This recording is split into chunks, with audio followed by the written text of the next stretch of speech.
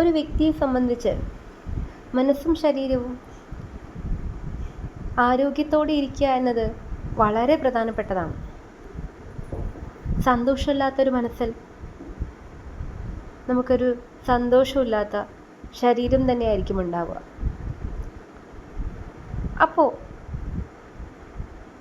നമുക്ക് എങ്ങനെ സന്തോഷിക്കാൻ പറ്റും, അല്ലെങ്കിൽ നമുക്ക് എങ്ങനെയാണ് നമ്മുടെ ശരീരം ആരോഗ്യത്തോടെ വയ്ക്കാൻ പറ്റുന്നത്?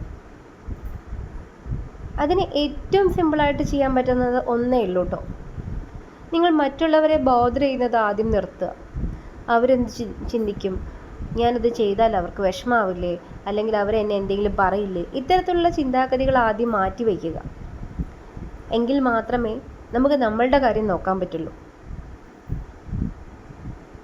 പലരും പറയുന്നത് കേട്ടിട്ടുണ്ട്, നിങ്ങൾ നിങ്ങൾക്ക് വേണ്ടിയെങ്കിലും കുറച്ചെങ്കിലും ജീവിക്കണമെന്ന്. അത് വളരെ സത്യമാണ് കേട്ടോ.